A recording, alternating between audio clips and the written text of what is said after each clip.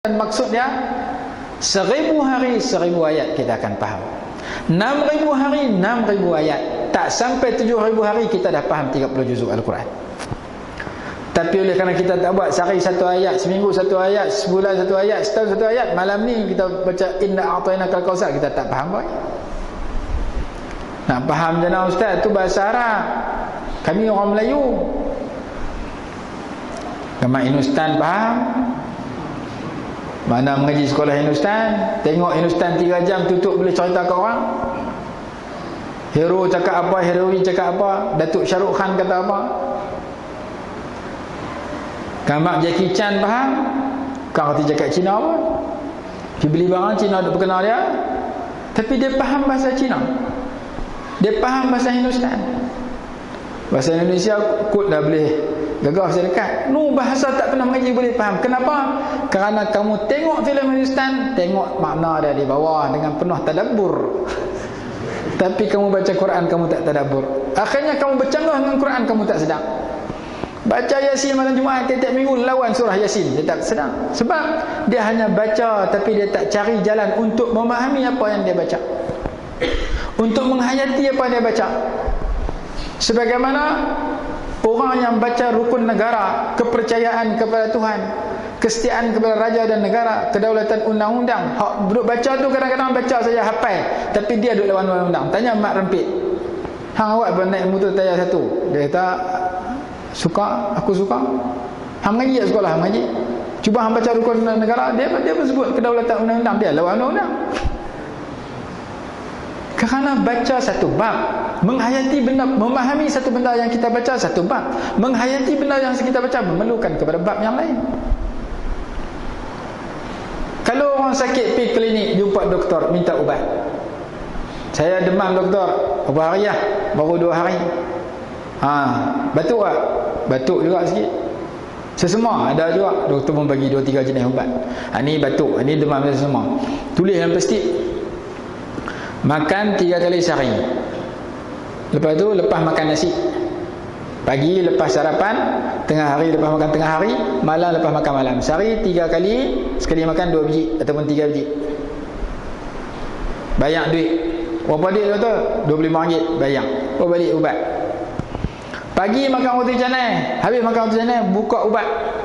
Buka plastik ubat, bungkus ubat baca. Pagi lepas sarapan 3 biji sekali. Ubat dia tak makan pun, dia baca di luar tu kan. Tengah hari dia makan tengah hari, habis tengah hari dia buka pula baca. Lepas makan tengah hari 3 biji. Lepas 3 hari dia pergi jumpa doktor. Awak tak mau lega ni. Doktor kata buat macam mana? Tiap-tiap kali makan saya baca. Lepas roti canai, kemarin roti canai menyerok, hari ni nasi lemak, baca juga. 3 kali 3 hari dah saya duduk baca tulisan di ubat tu. Tapi saya tak melega, penyakit ku teruk. Doktor kata hang baca arahan, hang kena ikut arahan tu. Buka, telan ubat, lepas tu pantang. Kalau batuk, makan ubat batuk. Lepas tu ais jangan makan. Ni menyerok teh ais hari-hari ni boleh. Buah muktan sekali mengadap sekilo, lepas tu akan batuk tak melega. Ubat kena makan mengikut arahan doktor, lepas tu kena pantang. Begitu juga kita dengan Quran. Mai bulan puasa baca, mai bulan puasa baca, mai malam Jumaat baca Yasin. Quran yang kamu baca tu tekat baca saja tak ada macam kamu baca plastik ubat. Mai time makan ubat baca, tapi ubat tak makan.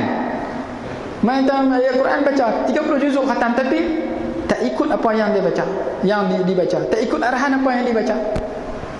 Baca ayat tentang surah An-Nur cerita tentang tutup aurat dia tak tutup. Pagi dia main sembahyang Jumaat pakai kain pelikat, petang dia pergi ambil lembu di padang, selok sama dengan lembu. Lembu pun confuse, aku lembu kan dia lembu ni.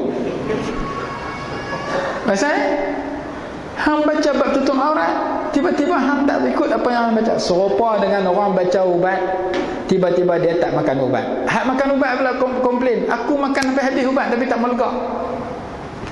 Ubat kena makan, pantang kena ada. Makan ubat batuk, pantang makan dengan benda-benda yang meneruskan batuk. Dia kata aku makan ubat batuk 3 hari tak mau lega.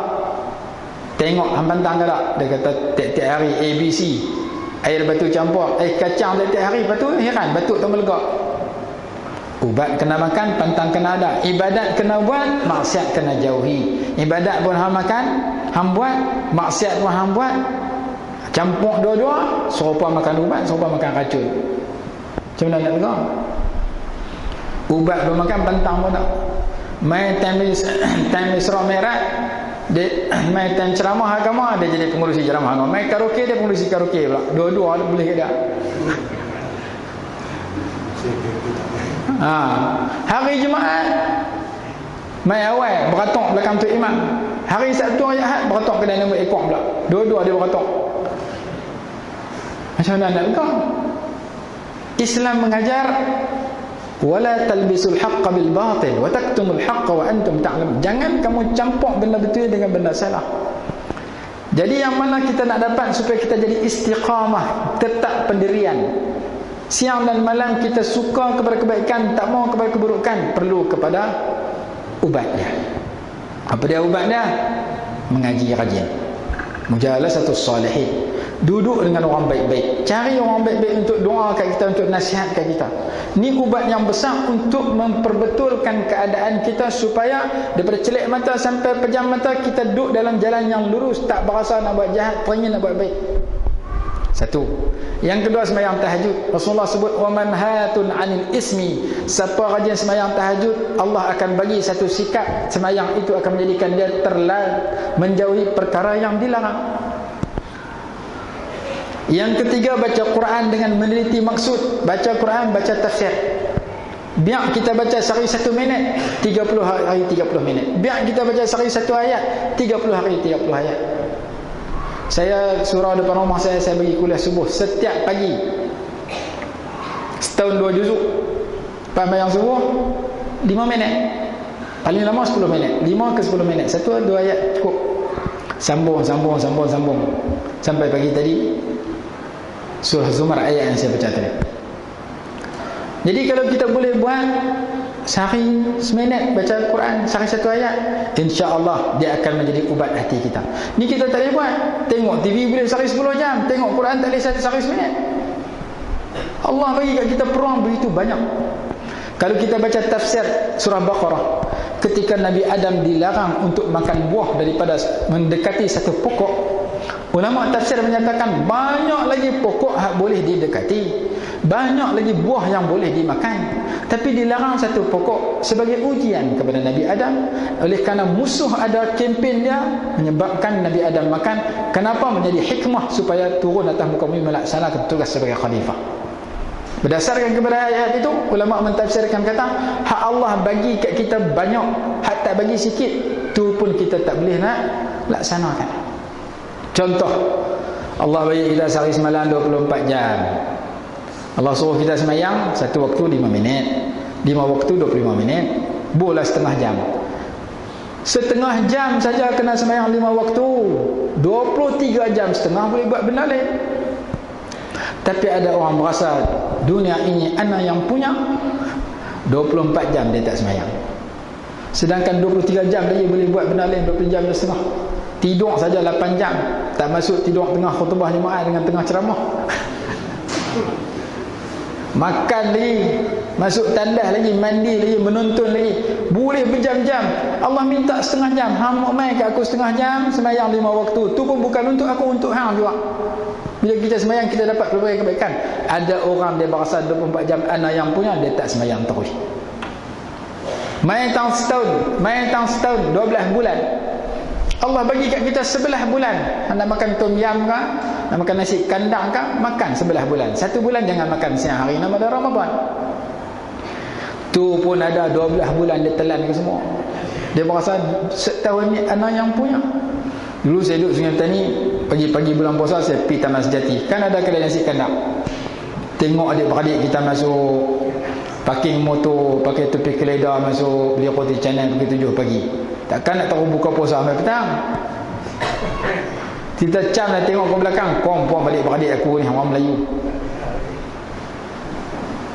Orang kalau masuk bank tak boleh pakai topi, dilarang. Tapi ada 2 kedai mereka boleh masuk pakai topi. Yang pertama kedai nasi kandang siang hari bulan puasa, yang kedua kedai nombor ekor. Kita lintas ke belakang tengok pakai topi kata, pom-pom adik-beradik aku tak tengok muka pun tahu.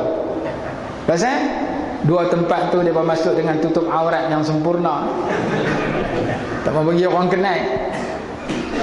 Kalau pakai semak pendek, camlah ni bukan Melayu. Allah bagi 12 bulan, Allah minta sebulan untuk kita jangan makan nama dia Ramadan. Tu pun untuk melahirkan kebaikan kepada kita, la'allakum tattaqun, supaya kamu jadi orang yang bertakwa. Ada orang dia berasa 12 bulan dia punya, dia tak puasa terus. Allah bagi umur kita 63 tahun, Allah minta setahun pergi haji. 62 tahun boleh pergi Tanglin, boleh pergi Hatnyai, boleh pergi Hawaii, boleh pergi Jepun, boleh pergi Singapura, boleh pergi Langkawi, beli kain batik. Pilah tak mana pun 62 tahun, tapi setahun kena pergi haji. Nama dia haji. Ada orang tak pergi terus. Kalau dia kerja, dia dapat gaji bulanan, sebahagian gaji untuk beli kereta, sebahagian gaji untuk beli rumah, sebahagian lagi sofa, peti air, motor, semua dia beli dengan duit banyak bulan. Tapi dia tak boleh potong sebulan 50-100 ringgit untuk tabung haji. Akhirnya bila dia pergi haji, setelah umur 65, 70, tak larat 60 tahun. Tapi kalau dia mula-mula kerja, anak kita mula kerja dapat gaji bulanan, habang ke dia. Nak potong kereta silakan. Banyak mana kita potong? Beratus-ratus, kadang ribu. Nak potong untuk rumah silakan. Campur 200,000. Tak, rumah dengan kereta tengah 2,000 boleh potong. Kenapa untuk tabung haji tak boleh potong sebulan 100? Kalau boleh potong sebulan 100, 10 bulan 1,000, 10 tahun 12,000. Cukup untuk pergi haji. Kita mula potong umur 20, umur 30 dah cukup. Daftar lah ni umur 21, umur 30-an dah boleh pergi haji dah. Lah ni tabung haji bukan boleh daftar ni esok boleh pergi. Daftar tahun ni tahun depan boleh pergi. Daftar tahun ni tahun 2014 naik nama 2046. Jangan kita kata aku nak impun duit dulu je penuh. Bila penuh cukup sebelah dulu aku buh. Lepas tu naik nama, buh setelah cukup nama umur 40 baru nak daftar, 50 baru daftar, naik nama umur 100. Masuk kubur kena mangkit pi pula. Kalau kita ada anak, kalau kita nak cadang nak piawai, daftarlah, bayar 1,300 daftar nama. Dia bagi nama 30 atau 40 tahun akan datang. Jangan tunggu umur 60 baru nak daftar, 50 baru nak daftar, 40 baru daftar, naik 30 tahun akan datang. Daftar umur 40 dia bagi umur 70. Belum tentu kita boleh hidup umur 70. Sebab itu kita dapat duit bulanan, anak kita dapat duit bulanan, pesan kat dia, hang jangan potong beli motor kereta saja, rumah saja. Potong untuk haji sama, kerana 63 tahun Allah wajibkan setahun nama dia haji. Allah bagi duit kat kita 100,000, Allah minta balik 2,5%. Nama dia zakat. 2,5%, 2,500.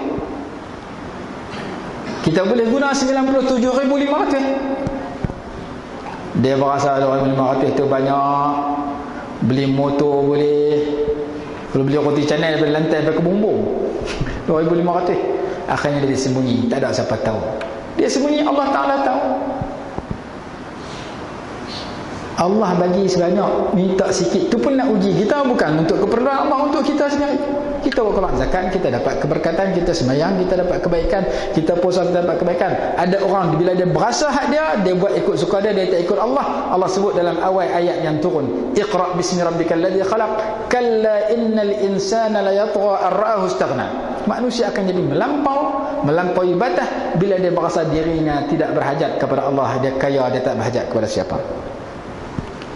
Yang Allah bagi kat kita banyak, minta sikit, tu pun manusia sebagainya kecundang. Makanan dan minuman Allah bagi banyak. Kopi untuk kita minum, tak tahu nak bilang. Kopi jantan, kopi betina semua ada. Kopi janda. Sampai kadang-kadang tertukar, bini makan kecil dalam makan tongkat ali, lelaki makan kecil Fatimah.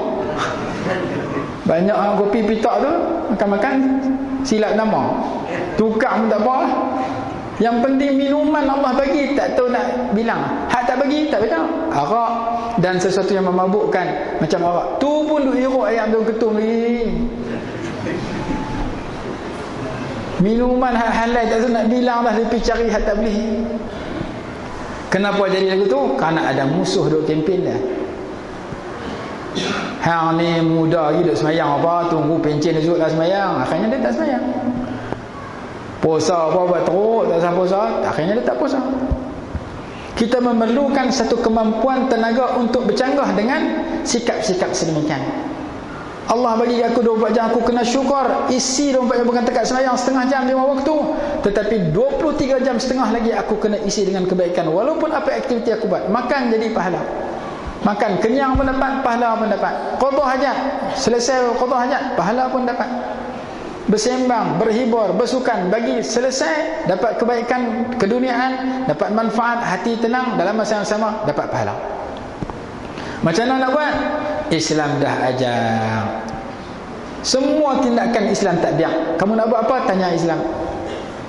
Kita kena tanya Quran yang pertama, tanya tafsiran-tafsiran ayat Allah Subhanahu Wa Taala, tanya hadis Nabi SAW yang kedua, tanya alim ulama. Sebab itu kita tak boleh tinggal majlis kita dengan para ulama. Biar hebat bagaimana kita di sudut keduniaan, kita mesti cari orang yang nak bimbing kita supaya kita dapat kesenangan dunia dan akhirat. Kita baca Isra Mi'raj, panjang saya cakap Isra Mi'raj, tak masuk Isra Mi'raj. Jadi kalau saya masuk pukul 12, baik langsung terus.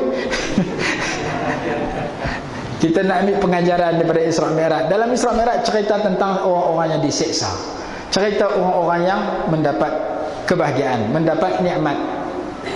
Apa yang penting, bagaimana kisah-kisah yang disebutkan itu boleh menjadikan kita jadi orang yang mengambil pengajaran, supaya kita muhasabah diri kita. Antara orang disiksa, orang tinggal semayang, tanya diri kita, semenjak daripada dulu sampai lah berapa waktu dah semayang, berapa waktu dah tinggal. Lepas pada zaman perang Jepun dulu sampai lah, apakah aku jadi orang yang semayang cukup, ataupun dulu pernah tinggal semayang lah baru kena tikar sejadah? Tanya-tanya, orang 20 tahun tinggal baru kena qada balik. Macam kita hutang orang tak bayar balik. Ni nak masuk Ramadan, qada dengan 20 tarawih saja. Tarawih dalam tarawih 20, masjid buat 20, setengah masjid buat 8. Buat 20, dia main 8, dia semayang tarawih saja. Qada dak. Balik qada di rumah, utama qada sini. Yang penting kita serentak antara sunat dengan qada. Oh, dulu kita pernah tinggal puasa, lah kita baru sedar qada puasa. Di samping kita bertaubat, kita kena bayar balik hutang kita dengan Allah Ta'ala, menurut kebanyakan ulama, berlain dengan mazhab yang lain. Jadi muhasabah diri ni perlu. Cek balik kesalahan-kesalahan yang pernah kita lakukan. Aku dah buat sesuatu tindakan daripada cilik mata sampai pejam mata, apakah berdasarkan kepada ilmu, atau berdasarkan pada perasaan, ataupun hanya tanya kawan biasa, ataupun tengok masyarakat. Masyarakat buat ni, aku buat ni. Tak. Islam ada peraturan. Muka bumi ni ada tuan dia. Kita kalau ada benda orang buat tak ikut peraturan kita, kita marah. Anak kita tak ikut arahan kita, kita marah. Tu anak kita dengan Allah pun sama. Kita hidup atas muka bumi, apa juga jawatan kita, hamba Allah. Dalilnya ayat surah Isra, subhanalladzi asra bi'abdihi. Nabi Muhammad itu Nabi dan Rasul. Allah tak sebut asra bi nabiyhi, asra bi rasulihi, tapi Allah sebut jawatan nombor 1 Nabi Muhammad, bi abdi, hambanya. Alhamdulillahilladzi anzala ala abdihi alkitaba, ayat pertama dalam suratul Kahfi. Segala puji bagi Allah yang telah menurunkan kepada hambanya kitab. Ayat pertama dalam suratul Furqan, tabarakalladzi nazzala al-furqana ala abdihi. Ayat dalam suratul Najmi, fa auha ila abdihi ma auha. Allah sebut banyak sifat Nabi Muhammad dengan abdihi, hambanya. Kenapa? Kerana manusia paling istimewa bila dia sedar jawatan dia nombor 1 sebagai hamba Allah. Bila kita hamba Allah, Allah Tuhan kita, semacam dengan kita sebut dalam mengucap, aku naik saksi Allah itu tiada Tuhan melainkan Allah, Allah Tuhan aku hamba Allah. Maka dia akan laksanakan pengakuan aku janji dia dengan Allah sebelum dia mengaku laksanakan pengakuan dia dengan makhluk. Sebelum dia nak ikut mak pak dia, sebelum dia nak ikut suami dia, sebelum dia nak ikut ketua kampung dia, sebelum dia nak ikut YB dia, sebelum dia nak ikut pemimpin negara dia, dia kena utamakan Allah sebelum daripada manusia. Ati'ullah wa ati'ur rasul wa ulil amri minkum. Utamakan Allah dan Rasul, lepas tu bawa orang lain. Kalau hak orang lain bercanggah dengan Allah dan Rasul, tinggal hak orang lain. Utamakan Allah dan Rasul. Kenapa? Kerana Allah bagi kat kita nikmat tak terhitung, antaranya nikmat bernafas. Setiap kali kita mengeluarkan nafas, kita sedut kembali, itu nikmat baru yang Allah bagi setiap saat. Kalau Allah tahan tak bagi kita sedut kembali, inna lillahi wa inna ilaihi raji'un. Jawatan lain semua terbang. Duit boleh kat orang, jawatan boleh kat orang, bini boleh kat orang, semua boleh kat orang. Kalau nikmat bernafas dihentikan oleh Allah. Bila Allah bagi kita bernafas, tak ada siapa boleh halang. Kalau Allah tahan bagi tak boleh bernafas, tak ada siapa boleh bagi nafas itu. Doktor tak boleh bagi, YB tak boleh bagi, ketua kampung tak boleh bagi, bini tak boleh bagi, laki tak boleh bagi. Apabila nafas kita yang kita keluar dan sedut kembali itu dihentikan oleh Allah Subhanahu wa taala, maka manusia yang boleh bernafas dia kena sedar Allah yang bagi sebelum manusia orang lain bagi. Dia pun kata kawan tu bagi kat aku, hang kena tengok Allah bagi kat hang dulu. Nabi Musa, siapa bagi Nabi Musa? Firaun bela Nabi Musa daripada kecil sampai besar. Tapi pasal apa Firaun dan Nabi Musa tak ikut Firaun? Sedangkan Firaun bagi beasiswa kat dia, bagi bantuan kat dia, bagi projek kat dia. Firaun kata, "Hazihil anharu tajri min tahti afala tubsir?" Projek sungai dalam negara Mesir ni aku bagi projek kat hangpa tak tengok. Firaun berlagak dengan ayat sungai, Allah matikan dia dengan ayat laut. Karena dia berasa dia bagi nikmat kepada rakyat Mesir supaya ikut dia, tapi dia tak ikut Allah. Nabi Musa dibela dalam istana Firaun, tapi Nabi Musa tak ikut Firaun. Kenapa? Karena Firaun tak ikut Allah. Kita duduk dalam mana-mana tempat, kita kena sedar Allah yang bagi kepada mereka, Allah bagi kepada kita, kepada siapa saja. Maka siang dan malam kita kena cari Allah, cari ajaran Allah, hayati ajaran Allah, terima ajaran Allah, ajak orang lain kepada ajaran Allah, supaya Allah jaga kita. Ihfazillah yahfazka. Kalau kamu jaga Allah, Allah jaga kamu. Jaga agama Allah, Allah jaga kamu. Ayat 7 surah Muhammad, in tansurullaha yansurkum wa yusabbit aqdamakum. Kalau kamu tolong agama Allah, Allah tolong kamu. Bila kita perlukan pertolongan Allah, la perlu juga. Lebih-lebih lagi kita perlukan pertolongan Allah masa kita masuk kubur seorang-seorang. Bini kita tak boleh tolong, bos kita tak boleh tolong, anak bini kita tak boleh tolong, semua orang tak boleh tolong. Yang tolong kita Allah. Kalau masa kita hidup, kita tolong agama Allah. Masa kita bangkit daripada kubur, tak ada siapa boleh tolong. Allah dan Rasul boleh tolong kita. Kalau masa kita hidup, kita tolong ajaran Allah dan ajaran Rasul. Lah ni banyak orang tolong. Sakit, jiran boleh tolong, kawan boleh tolong, bos boleh tolong, anak boleh tolong pergi hospital, bini tolong bagi makan ubat. Sakit orang, bini tolong pijit, bini tak mau pijit, pergi katuk bomoh. Lah ni manusia boleh tolong, tapi masuk kubur semua lari balik. Anak nak tolong di dunia tak mahu tunggu, takut hantu kubur, lari. Ketika itu Allah akan tolong kita. Kalau kita hidup, tolong agama Allah. Dalil banyak. Ketika itu kita akan untung kalau kita hidup sebagai mengikut ajaran Allah. Wa may yabtaghi ghayra al-islam dinan falan yuqbala minhu wa huwa fil akhirati minal khasirin. Siapa hidup lain daripada Islam, dia rugi walaupun dunia nampak untung. Barang siapa yang mencari cara hidup selain daripada Islam, Allah tak akan terima. Akhirat esok dia masuk orang rugi walaupun dunia untung. Dunia untung duit banyak, Qarun duit banyak tapi tak untung. Dunia untung pangkat besar, Firaun dan Haman pangkat besar tapi tak untung. Dunia untung pengikut ramai, kaum Nabi Nuh pengikut ramai tapi tak untung. Dunia untung kerana ada kekuatan. Kaum Ad, kaum Samud kata waqalu man ashaddu minna quwwah. Siapa lebih kuat daripada kami? Allah datangkan bala, tak untung.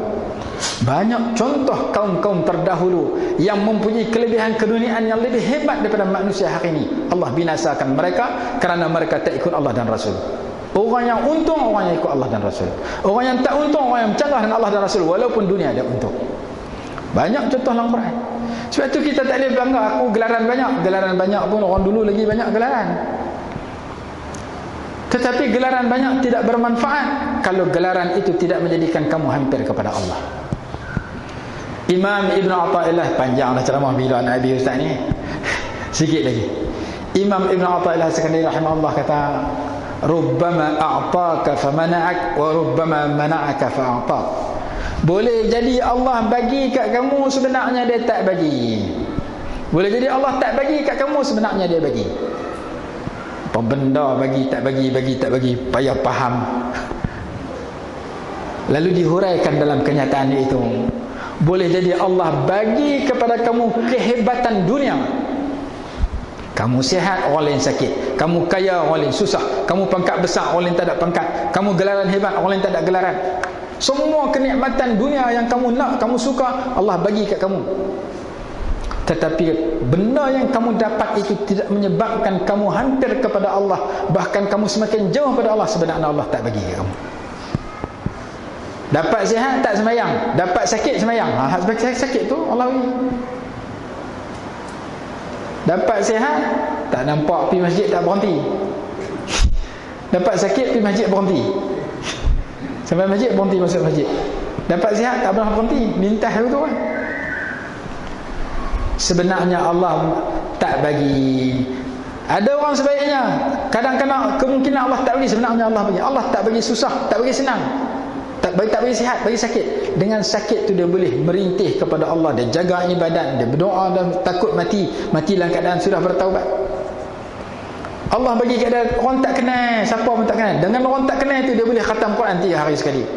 Hak kenal 30 tahun tak pernah khatam. Masyhur dengan dia, masyhur terkenal kalau dengan masyarakat, Quran tak kerti baca, merangkak kokang habis begitu.